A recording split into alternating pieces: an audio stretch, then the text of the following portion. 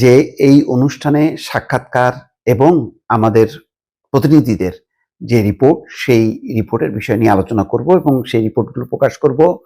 কখনো কখনো সাক্ষাৎকারগুলো আমরা আপনাদের সামনে উপস্থাপন করব। দর্শক, আলোচনা করব ময়মনসিংহ 11 ভালুকা উপজেলা নিয়ে গঠিত একটি সংসদীয় এলাকা। অত্যন্ত গুরুত্বপূর্ণ এই সংসদীয় এলাকা। শুরু থেকেই একটা টানাপোড়েন শুরু হয়েছে, কারণ এখানে যাকে মনোনয়ন দেয়া হয়েছে ফখরুদ্দিন আহমেদ বাচ্চু, তার ব্যাপারে দীর্ঘদিন থেকে নানা রকম অভিযোগ আছে। দল থেকে বহিষ্কারও হয়েছেন এবং কোন কোন ক্ষেত্রে তার বিরুদ্ধে অভিযোগ আছে সেই বিষয়গুলো পরিষ্কার। কিন্তু তার বিপরীতে ভালুকা উপজেলা বিএনপির আহ্বায়ক মোহাম্মদ মোর্শেদ আলম, এলাকায় একজন পরিচিত মানুষ। দীর্ঘদিন থেকে তিনি সেই এলাকায় রাজনীতি করেছেন। দানশীল ব্যক্তি এবং মানবিক নেতা হিসেবে তিনি বিশেষভাবে পরিচিত। কিন্তু দুঃখজনকভাবে হলো যে প্রাথমিক মনোনয়নে তিনি স্থান পাননি। তার বদলে স্থান পেয়েছেন যার কথা বললাম, সেই বাচ্চু, যার পুরো নাম হচ্ছে ফখরুদ্দিন আহমেদ বাচ্চু। তিনি মনোনয়ন পেয়েছেন। কেন, কিভাবে মনোনয়ন পেয়েছেন, এই বিষয়গুলো বিস্তারিতভাবে আসলে অনুসন্ধান করাও মুশকিল। এটা পুরোপুরি দলীয় ব্যাপার। কিন্তু যেহেতু ওই আসনে ময়মনসিংহ 11 ভালুকা উপজেলায় একজন যোগ্য প্রার্থী ছিলেন, যিনি দীর্ঘদিন থেকে দলের জন্য সেখানে কাজ করেছেন এবং এমনকি এখনো পর্যন্ত তিনি নিয়মিতভাবে সেখানে নানা মানবিক কার্যক্রম, সামাজিক কার্যক্রম চালাচ্ছেন। ব্যাপক তার একটা পরিচিতি আছে।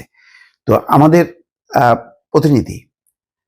প্রতিনিধি সাইফুল সেখানে গিয়েছিল, সরেজমিনে সেখানে গেছে এবং মানুষের মতামত নিয়েছে। বিভিন্ন প্রার্থী এবং ভোটার সমর্থক, তাদের সবারই বক্তব্য নিয়েছে। সেই বক্তব্যের আলোকে দর্শক একটা রিপোর্ট আপনাদেরকে দেখাচ্ছি। তার ভিত্তিতে বোঝা যাবে যে আসলে যেই প্রার্থী আছেন, যিনি মোহাম্মদ মোর্শেদ আলম, তার পক্ষেই কিন্তু জনমতটা বেশি।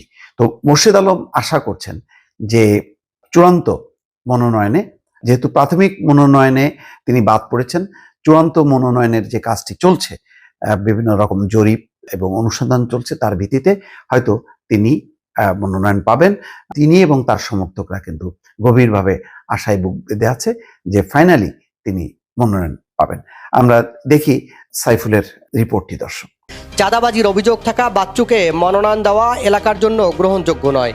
তাদের দাবি, এই এলাকার যোগ্য প্রার্থী দীর্ঘদিন মাঠের রাজনীতিতে সক্রিয় থাকা মোর্শেদ আলম। মোর্শেদ সাহেব এই ধানের শীষ না পাওয়াতে আমরা সাধারণ জনগণ খুব দুঃখ পাইছি। হাইকমান্ড এদিকে যাচাই বাছাই না করে যে মনোনয়নটা দেওয়া হয়েছে, একেবারে 100% একটা ভুল সিদ্ধান্ত দেওয়া হয়েছে। যদি বিএনপি পুনঃ বিবেচনা না করে, আমরা দীর্ঘদিন যাবৎ আমরা এই আসনটি হারিয়েছি, আবারও আমরা এই আসনটি হারাবো। উনি আমার বিপদে আপদে উনি আমাকে দেখছে, তার কাছে গেলে আর খালি হাতে ফিরাইছে না। এলাকার মধ্যে অসুস্থ হইলে মানে দেখাশোনা করছে, তারপরে সাইটাই দিছে, অনেক কিছু দিছে। আমরা আগে নির্বাচনে শুনতাম যে গরিবের বন্ধু, আসলে গরিবের বন্ধু বলতে যে কি বোঝায়, এটা মুর্শেদ সাহেব কাছ থেকে আমরা শিক্ষা পেয়েছি। রিপোর্টটি দেখলেন। আশা করি যে ময়মনসিংহ 11 ভালুকা উপজেলা নিয়ে যে গঠিত এই সংসদীয় আসনটির একটি রাজনৈতিক গুরুত্ব আছে। সেই গুরুত্ব বিবেচনায় হয়তো দল পুনর্বিবেচনা করতে পারে এবং সেই পুনর্বিবেচনায় যদি আবারও মোহাম্মদ মোর্শেদ আলম তার পক্ষে রায় দেয়, তাহলে সেটি স্থানীয়ভাবে বিএনপির নেতা কর্মীরা স্বাগত জানাবে এবং নিঃসন্দেহে এটি একটা আনন্দের বিষয় হবে এলাকার ভোটার এবং সমর্থকদের মাঝে। দর্শক, আমাদের এই রিপোর্ট এবং সাক্ষাৎকার ভিত্তিক এই আলোচনা, ভোটের লড়াই অনুষ্ঠানটি চলতে থাকবে।